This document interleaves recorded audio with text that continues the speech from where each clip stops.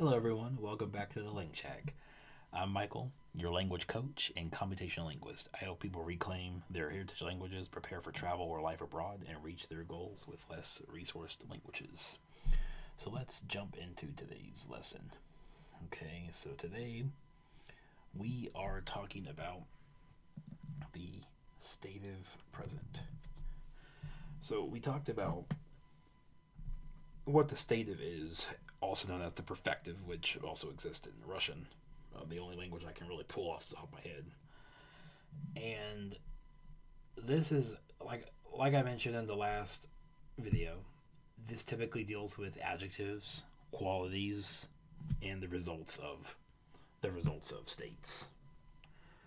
So, or I should say, the result of an event, which is essentially just the state of the event after it occurred. So in the state of present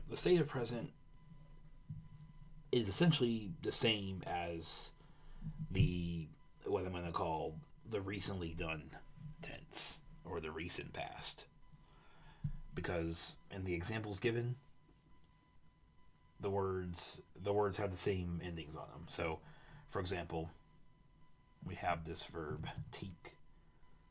tikwa, and then we have ahnut.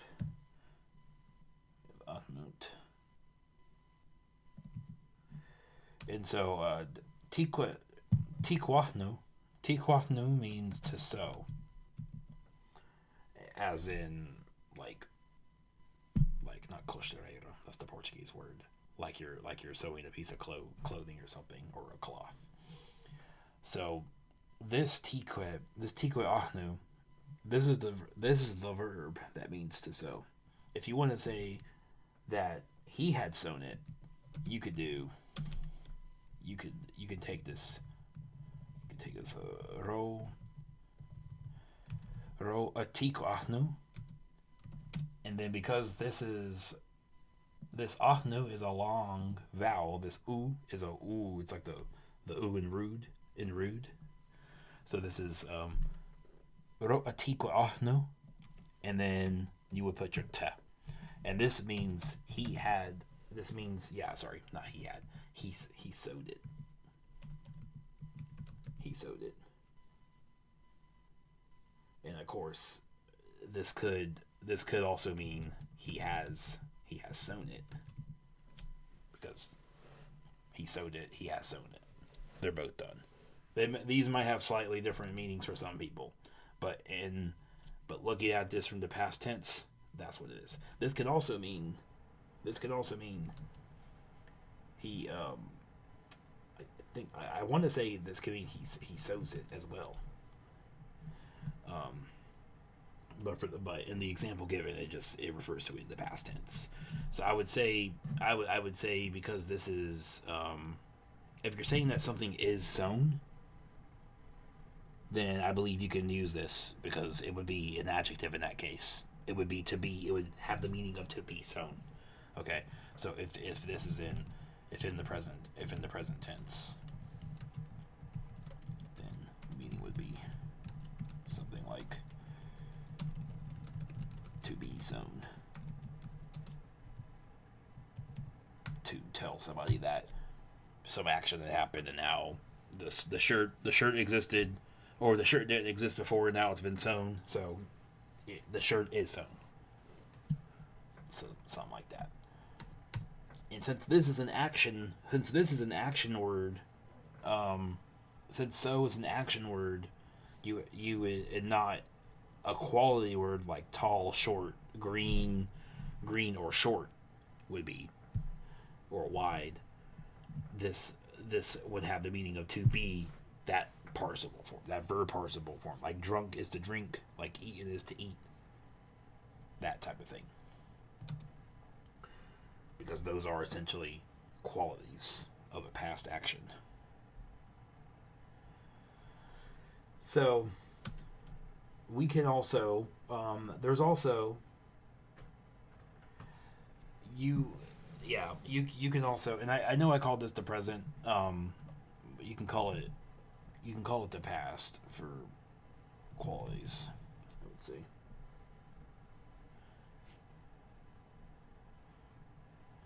And And so other examples that you could have, like I think one example I gave was rahuisne.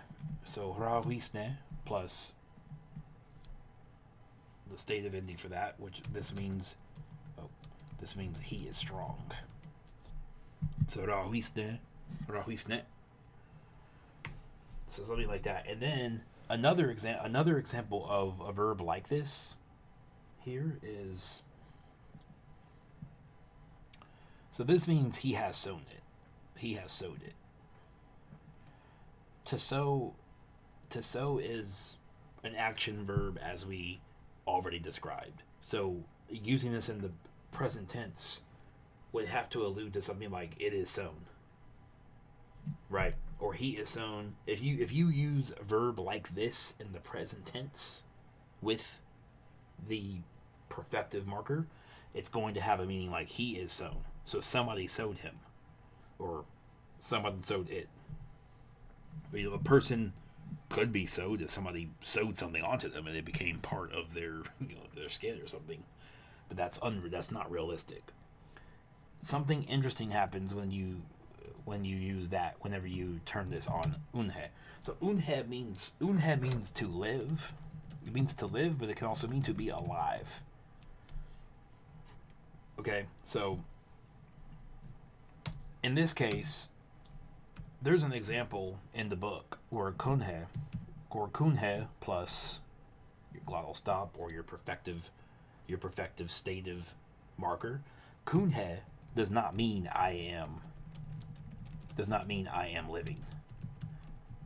Because if you wanted to say I am living, right? If you want to say I am living, this I am living would require the act of living is an ongoing action. So you would have to use serial ongoing. You would have to use serial habitual endings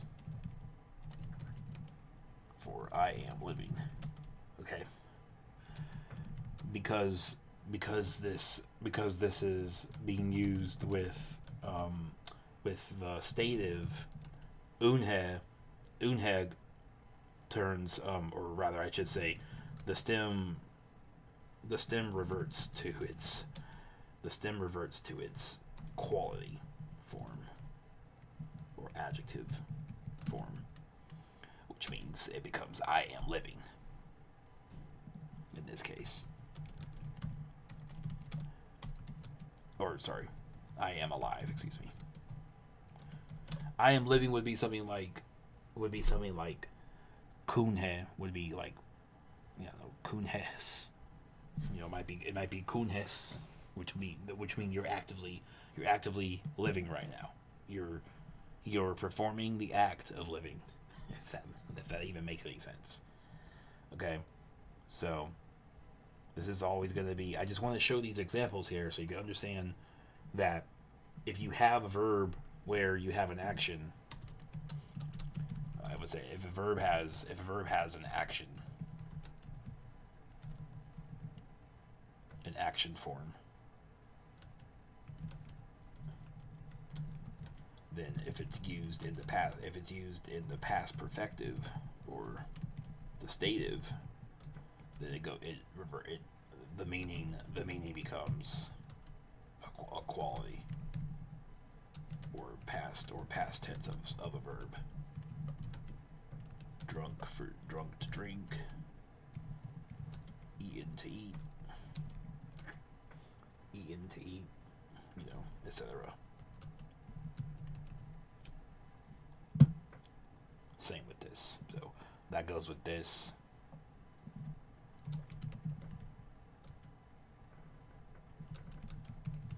Actions to be.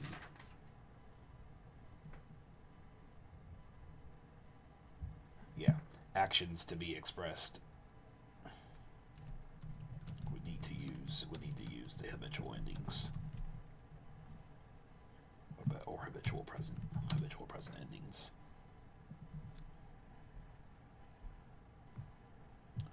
Okay.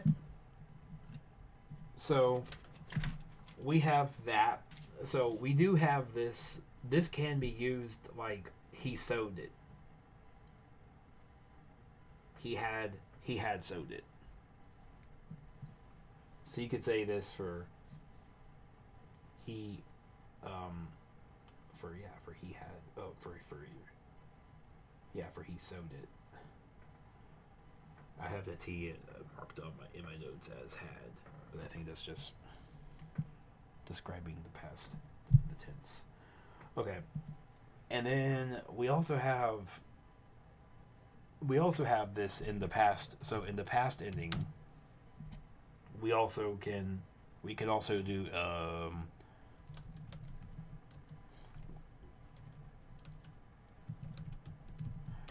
this can do basically like you can have like a has done meaning. Okay, so I could say this alludes to like a has done. So we have the verb yithol. Yithol. So yithol or yithol means to plant. Now, you can say it's planted with this if you want to. But if you're using a person with it, it would mean that person has done that action. So you can say royuto. What? Yeah, royuto, and then your glottal stop.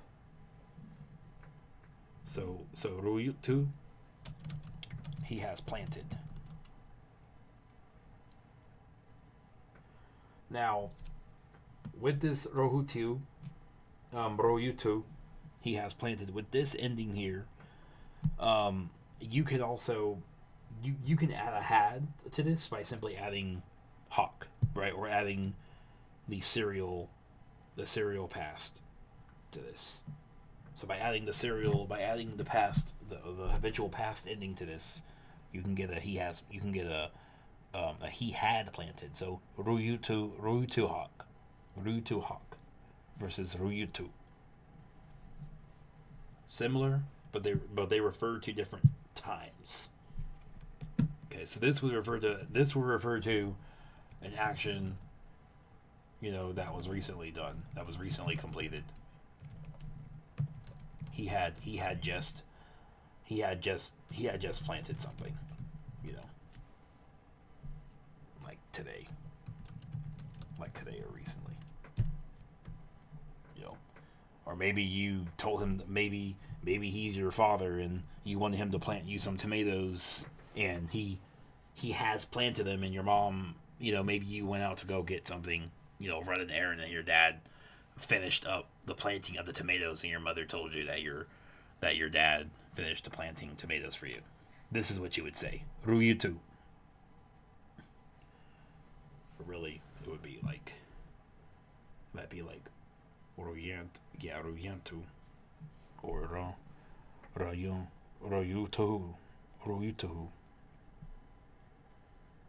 something like that, like he had planted it for you. So yeah, that's what I've got for this. I don't have any more notes specifically for this present past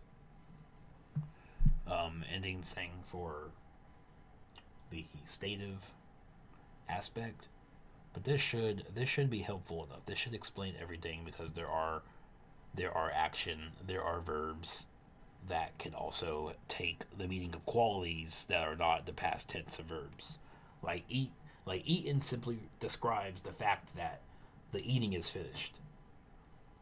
But then you also have verbs like sew. Like, sure, something can be sewn, as in the past tense of sew, but sewn also refers to the fact that the clothes have been sewed by someone.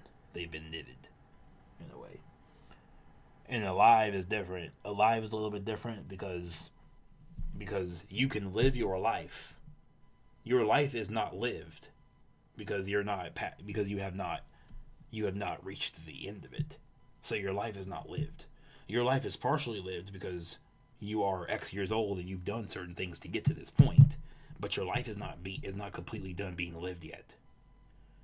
So being alive is being alive does not exactly refer to the past tense of being alive. It refers to the act of actively being alive. Whereas sewn and eaten, those refer to actions that were already completed. The food was eaten, the drink was drunk. There's no more to drink, there's no more to eat, there's nothing else to sew. I mean, you can sew more. You could add more dishes to the sew to the sewn item, to the sewn garment. Sure. But that's not going to be like something that you're going to want to do. So and live is kind of like that, There's probably many verbs like this where the past participle or the quality adjective form of it does not refer to the past of that. They have a separate form. So there are things like that. I kind of feel like most people can kind of pick what those things are at that point. But with languages like this, whenever you have words, whenever adjectives can also be verbs, like most of the world's languages, then you have to say to be. A lot of languages don't even have a verb for to be. So the root means red, and it means to be red, and it means anything to do with needing something red. You can do that. You can do that with a lot of these occlusive languages that don't have separate words to describe the quality of something that is the color of red, or something that is red. And we have these distinctions in English, so it would make sense that these distinctions would exist in other languages as well. But in languages like this, it's the same word in all the cases. You just have to express them with different endings and different suffixes. So I just want to mention that because the stative can get kind of messy whenever you start talking about what is an adjective and what is the past tense of an action. Are we referring to something that is the state? Are we referring to the result of a past action, or are we referring to the quality that someone or something contains? So you just have to keep those two things in mind when you're using this, so that you don't say something like, I am a living, or you don't say I am aliving by using the wrong aspect. That's why aspect is important here, because using a verb like unhe with the punctual would mean you're living, right? Somebody may have lived for a short period of time and passed away of something unexpected. In unhe would mean living in that, or if your serial would mean the act of living, or had been living. But you can't say that with this, because then it would change. You would be aliving. You can't alive. So, like I said, I know I'm probably beating a dead horse at this point, but I just think it's very important to understand the difference between action verbs and verbs that are describing the quality, just so that you can use this correctly at the right time with the right things. All right. Thank you, everybody, for watching. And if you're looking for language coaching services or any language service, you have language goals and you need a coordinator to help you out with your goals, this is the place to be. So if you have any questions, or if you'd like to book a consultation, you can visit languagecheck.club and book a consultation, or you can email me at languagecheck@gmail.com. All right, thank you all for watching this, and I will catch you all next video.